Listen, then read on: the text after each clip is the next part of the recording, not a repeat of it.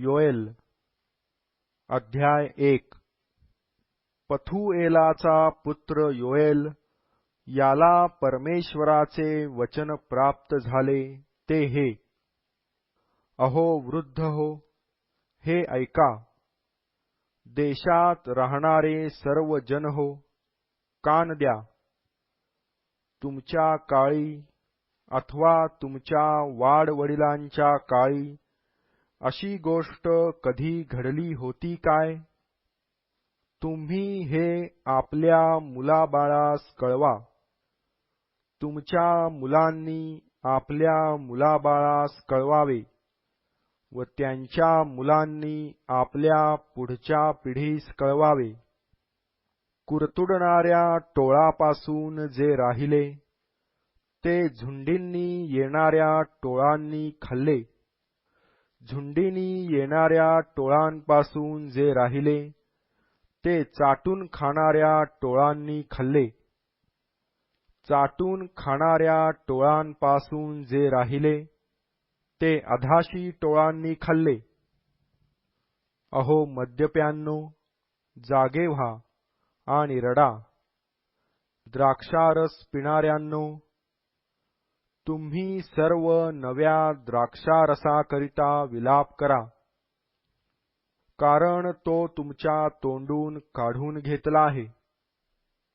माझ्या देशावर बळकट व असंख्य लोक आले आहेत. त्यांचे दात सिंहाच्या दातांसारखे आहेत. त्या सिंहिणीचे सुळे आहेत. त्यांनी माझ्या द्राक्षवेलांची नासधूस केली आहे. माझ्या अंजिराच्या झाडाच्या ढलप्या काढिल्या आहेत. सोलून सोलून त्यांनी त्याची साल काढून टाकली आहे आणि त्याच्या फांद्या पांढऱ्या झाल्या आहेत. तरुण स्त्री गोणताट नेसून आपल्या तरुणपणाच्या पतीकरिता शोक करीते तसा शोक करा. परमेश्वराच्या मंदिरात अन्नार्पण व पेयार्पण ही येण्याची बंद झाली आहेत. परमेश्वराची सेवा करणारे याजक शोक करीत आहेत. शेताचे रान झाले आहे. भूमी रुदन करीत आहे, कारण पिकाचा नाश झाला आहे. नवा द्राक्षारस आटला आहे. तेल क्षय पावले आहे. शेतकऱ्यांनो निराश व्हा. द्राक्षीचे मळे करणाऱ्यांनो गहू व जवस याकरिता विलाप करा, कारण शेताचे पीक नष्ट झाले आहे. द्राक्षीचा वेल वाळला आहे. अंजिराचे झाड कोमेजून गेले आहे. डाळिंब, ताड व सफरचंद अशी मळ्यातील सर्व झाडे सुकून गेली आहेत. मानव जातीचा आनंद आटला आहे. याजक हो, गोणताट घालून शोक करा. वेदीची सेवा करणाऱ्यांनो विलाप करा. माझ्या देवाच्या सेवकांनो, या गोणताटावर पडून रात्र घालवा, कारण तुमच्या देवाच्या मंदिरात अन्नार्पण व पेयार्पण येण्याचे बंद झाले आहे. उपासाचा एक पवित्र दिवस नेमा. पवित्र मेळा भरवा. तुमचा देव परमेश्वर याच्या मंदिरात वडिलास व देशात राहणाऱ्या सर्वांस जमवा व परमेश्वराला आरोळी मारा.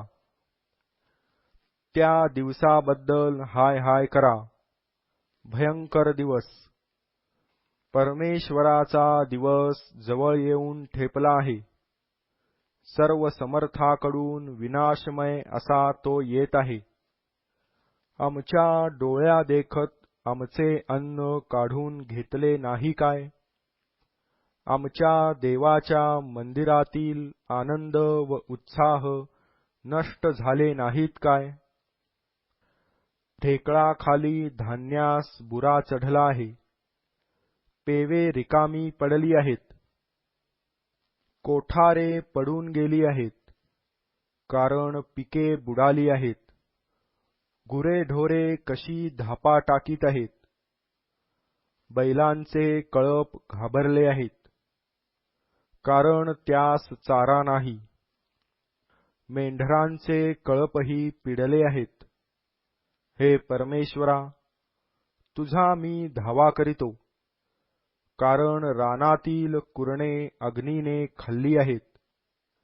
शेतातील सर्व झाडे ज्वालांनी भस्म केली आहेत. वनपशूंनाही तुझा सोस लागला आहे. तुझा सोस लागून ते धापा टाकीत आहेत. पाण्याचे ओढे सुकून गेले आहेत. अग्नीने रानातील कुरणे खाऊन टाकली आहेत.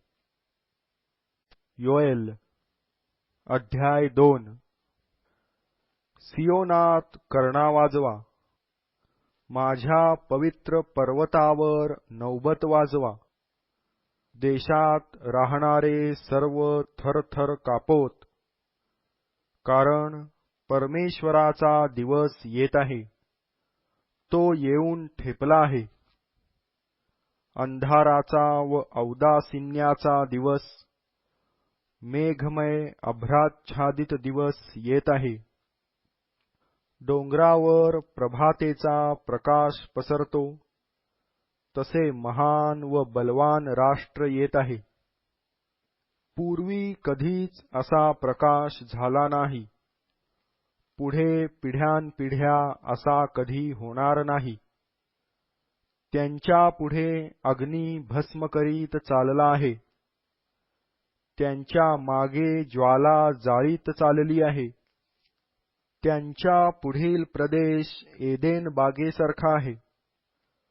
त्यांच्या मागील प्रदेश ओसाड रान आहे. त्यातून बचावून काहीच राहत नाही. त्यांचे स्वरूप घोड्यांच्या स्वरूपासारखे आहे. स्वारांसारखे ते धावतात. ते उड्या टाकीतात.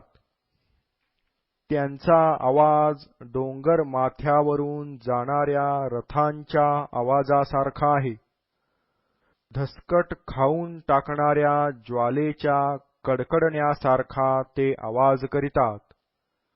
युद्धासाठी सज्ज झालेल्या बलवान राष्ट्रासारखे ते आहेत. त्यांच्या पुढे राष्ट्रे व्यथित होतात. सर्वांची तोंडे काळवंडतात. वीरांप्रमाणे ते धावतात. योद्ध्यांप्रमाणे ते तट चढून जातात. ते प्रत्येक आपापल्या मार्गाने कूच करीतात. ते आपली दिशा सोडित नाहीत. ते एकमेकास रेटून चालत नाहीत. ते आपापल्या वाटेने जातात. समोर शस्त्रे असता ते जखम न होता त्यातून पार जातात. ते शहरातून इकडे तिकडे फिरतात. ते भिंतीवरून चालतात. ते चढून घरात शिरतात. चोरासारखे खिडक्यातून प्रवेश करीतात. त्यांच्या पुढे पृथ्वी कापते. आकाश थरथरते. सूर्य व चंद्र काळे पडतात. तारे प्रकाशावयाचे थांबतात. परमेश्वर आपल्या सैन्यापुढे गर्जना करीतो, कारण त्याचा तळ विस्तीर्ण आहे. त्याचा हुकूम बजाविणारा बलवान आहे. परमेश्वराचा दिवस मोठा व फार भयंकर आहे. त्यावेळी कोण टिकेल? आता तरी परमेश्वराचे वचन ऐका. मनःपूर्वक मजकडे वळा. उपोषण, आक्रंदन व शोक करून वळा. आपली वस्त्रे नव्हे, तर आपले हृदय फाडा.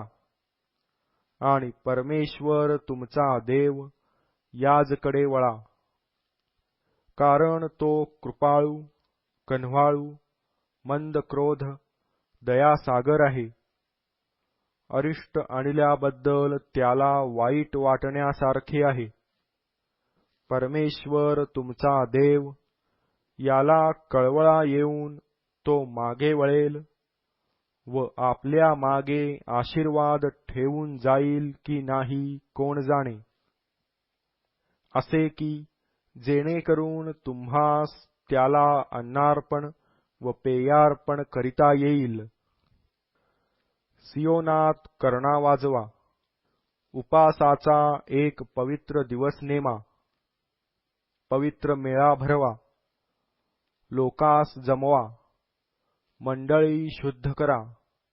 वडिलास जमवा. मुले व स्तनपान करणारी अर्भके यासही एकत्र करा. वर आपल्या खोलीतून व वधू आपल्या मंडपातून बाहेर येवोत. देवडी व वेदी यांच्यामध्ये याजक परमेश्वराचे सेवक रुदन करीत म्हणोत, हे परमेश्वरा, आपल्या लोकांवर करुणा कर. आपल्या वतनाची अप्रतिष्ठा होऊ देऊ नको. होऊ देशील तर राष्ट्रे त्याची निर्भत्सना करीतील. त्यांचा देव आता कोठे गेला असे राष्ट्रांनी का म्हणावे. तेव्हा परमेश्वराने आपल्या देशाविषयी ईर्ष्या धरिली. तो आपल्या लोकांविषयी कळवळला. परमेश्वराने आपल्या लोकांची विनवणी ऐकून म्हटले, पहा, मी तुम्हास धान्य, नवा द्राक्षरस व तेल पाठवून देतो. त्यांनी तुम्ही तृप्त व्हाल. यापुढे राष्ट्रांमध्ये मी तुम्हाला निंदास्पद करणार नाही. उत्तरेकडून आलेल्यास तुम्हापासून घालवून वृक्ष व वैराण प्रदेशात हाकून देईन. त्याची आघाडी पूर्व समुद्रात व पिछाडी पश्चिम समुद्रात हाकून देईन. त्याचा दुर्गंध, त्याची घाण वर येईल, कारण त्याने उन्मत्तपणाची कृत्ये केली आहेत.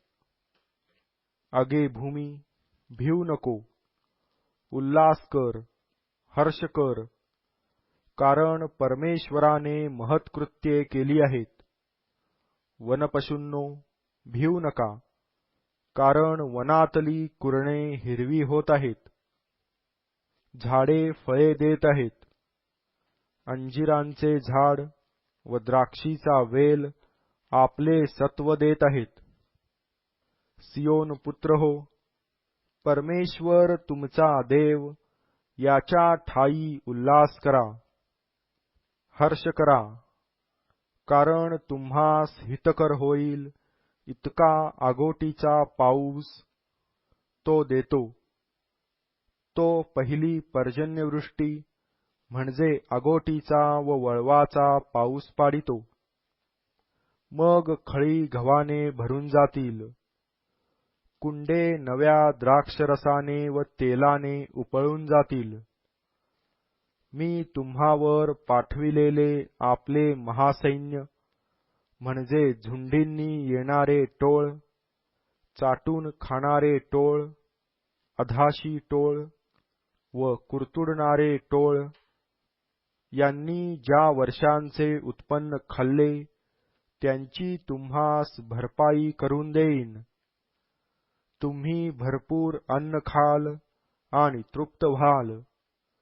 व ज्याने तुम्हासाठी आश्चर्याची कृत्ये केली तो तुमचा देव परमेश्वर याच्या नामाची स्तुती कराल. माझी प्रजा कधीही लज्जित होणार नाही. तुम्ही समजाल की इस्रायल लोकांमध्ये मी आहे. मी परमेश्वर तुमचा देव आहे, अन्य कोणी नाही, व माझी प्रजा कधीही फजित होणार नाही.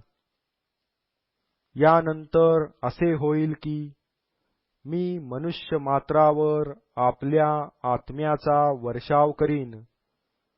तेव्हा तुमचे पुत्र व तुमच्या कन्या संदेश देतील, तुमच्या वृद्धास स्वप्ने पडतील, तुमच्या तरुणास दृष्टांत होतील, तुमचे दास व दासी यावरही त्या समयी मी आपल्या आत्म्याचा वर्षाव करीन. मी आकाशात व पृथ्वीवर रक्त, अग्नी व धुराचे लोळ अशी चिन्हे दाखवीन. परमेश्वराचा महान व भयंकर दिवस येण्यापूर्वी सूर्य अंधकारमय व चंद्र रक्तमय होईल. तेव्हा असे होईल की जो कोणी परमेश्वराचा धावा करील तो तरेल. कारण परमेश्वराने म्हटल्याप्रमाणे निभावलेले सियोन डोंगरावर व यरुशलेमेत राहतील, आणि परमेश्वराने ज्यांना बोलाविले ते बाकी उरलेल्यात राहतील. योएल अध्याय 3. पहा, त्या समयी मी यहुदा व यरुशलेम यांचा बंदिवास फिरवीन. तेव्हा सर्व राष्ट्रे जमा करून यहोशाफाट, परमेश्वर न्याय करीतो, ह्या नावाच्या खोऱ्यात आणीन, आणि माझे लोक, माझे वतन इस्रायल, यास त्यांनी राष्ट्रात विखरून माझा देश वाटून घेतला, म्हणून तेथे त्याजवर दावा मांडीन. त्यांनी माझे लोक पणास लाविले, त्यांनी मुलगा देऊन वेश्या घेतली, द्राक्षारस प्यावयासाठी त्यांनी मुलगी विकली. सोर, सिदोन व पलेशेथाचे सर्व प्रदेश हो, तुम्ही माझे काय करणार? मी केलेल्याचा बदला देता काय? अथवा मजला काही करिता काय? मी त्वरेने तुमचे कृत्य तुमच्या माथी मारीन, कारण तुम्ही माझे सोने रुपे हरण केले आहे. तुम्ही माझी उत्तम रत्ने आपल्या देवळात नेली आहेत.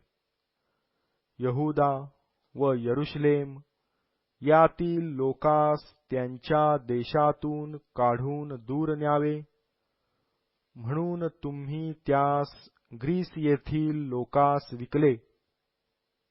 पहा, जेथे तुम्ही त्यास विकून पाठविले, तेथून त्यांची उठावणी करून त्यास मी आणीन, आणि तुमची कृती तुमच्या माथी मारीन.